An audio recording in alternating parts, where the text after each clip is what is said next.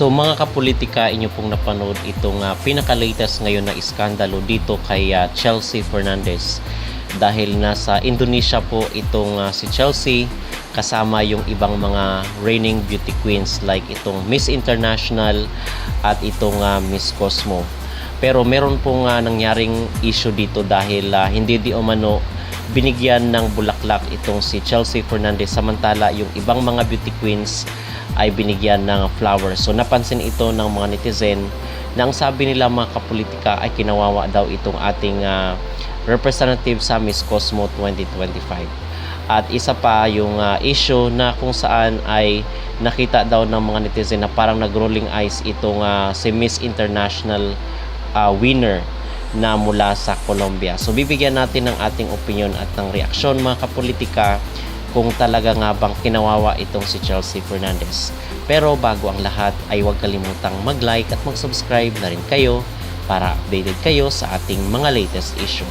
So usap-usapan ngayon mga kapolitika itong si Chelsea Fernandez nga na first runner-up dito sa Miss Cosmo 2025. So makikita sa video na kung saan ay binigyan ng mga flowers yung ibang mga reigning beauty queen whereas si Chelsea is hindi siya binigyan. At nakita nyo rin yung isang video na si Chelsea Fernandez ay tinalikuran nitong nanalo sa Miss International na mula sa Colombia.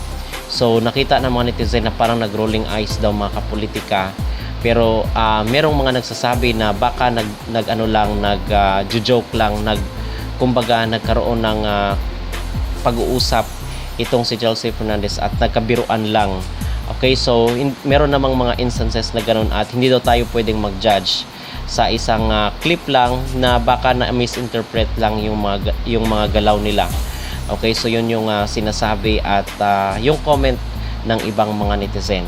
So para sa akin naman yung aking maging reaksyon dito is tama yung sinasabi ng ibang netizen na wag agad tayo mag-judge dito sa isang clip lang, not unless is magkaroon ng iba pang mga mga instances or mga situation na ganito. So doon talaga natin mapapatunayan mga kapolitika na merong attitude itong nanalo sa Miss International. Pero pag isang clip lang is hindi tayo kumbinsido, baka kasi na lang siya, di ba, na misinterpret lang itong hindi naman kasi natin din alam kung ano talaga yung pinag-uusapan nila or yung nangyari doon. Kasi baka naman nagkabiruan lang sila mga kapolitika at napapansin natin dito na parang ganito talaga yung expression, ganito yung movement ng mata ni Miss Colombia. Okay, so hindi natin masabi na nag-attitude siya dito kay Chelsea Fernandez. Pero kung meron kayong nalalaman mga kapolitika na ibang instances na about dito kay Colombia is pwede nyo pong sabihin sa comment section.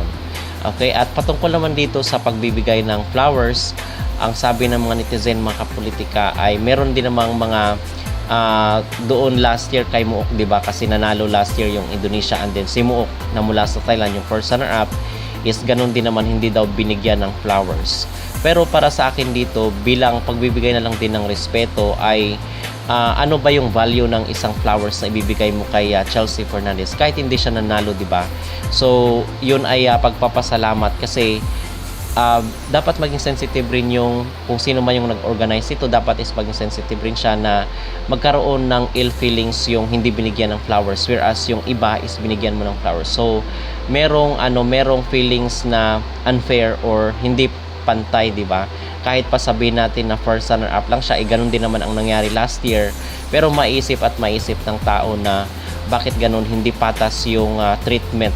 Okay, so marami ang mga netizen na awa dito kay Chelsea Fernandez na pauwiin na lang daw itong si Chelsea kung ganito lang din naman ang mga nakikita natin sa mga videos na lumalabas dito sa social media. Kasi alam naman natin kung gaano ka-critical yung yung mga Pinoy pagdating sa Indonesia, di ba?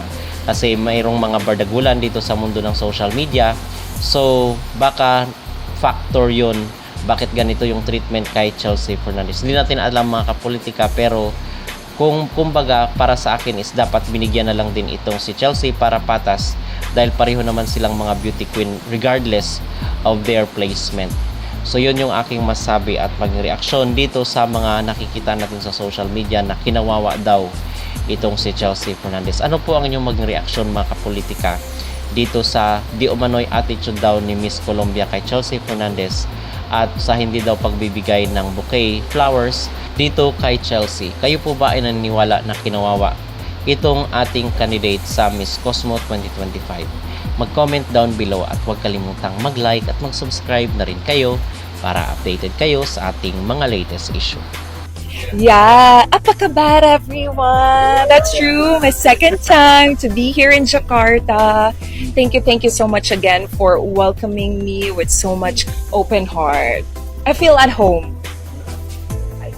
Tomorrow, grand final Yeah, tomorrow. Second time to Peja Lapidan. Yeah, second time in Jakarta, but first time to attend Putri Indonesia. You know, I was just a newbie before in a pageantry, but when I was just joining local and national pageant, I always hear about Putri Indonesia. And there were at least like how many Filipino queens got invited in Putri Indonesia? I can't remember anymore, but you know, to be able to be included on that list, I am just feel so proud, you know, to be able to be here, to attend Putri Indonesia, to witness it firsthand. So I'm really excited for tomorrow's final. So again, thank you so much for inviting me. It's really a dream come true. Thank you. True. ¡Escándalo! Miren qué pasó aquí, chicos. Están comentando en redes que han ignorado que le han hecho el feo a la primera finalista del Miss Cosmo porque no le entregaron flores. Soy Jans Castro y aquí te lo cuento. Contexto: como ustedes saben, diferentes reinas de belleza importantes se encuentran en estos momentos en el Puteri, Indonesia. Y pues Miss Cosmo también ha sido invitada, pero ha sido invitada con su primera finalista, ya que el certamen Miss Cosmo premia a las dos, primera finalista y a las dos. Es como que las dos fuesen su rey. Y este video que se está viralizando muestra cómo le dan flores a Miss Supranational, Miss International, Miss Charm, pero también le dan las flores a la Miss Cosmo, Yolina, pero ignoran a la primera finalista, que también sería la reina. Y miren el rostro que ella pone, sonríe, nerviosa, y al final miren la cara. Esa cara es de pena. Ya están comentando en las plataformas que no es la manera de tratar a una reina. Además también, ¿cuánto valen unas flores? Denle unas flores, cariños. Puteri Indonesia, millonarios son.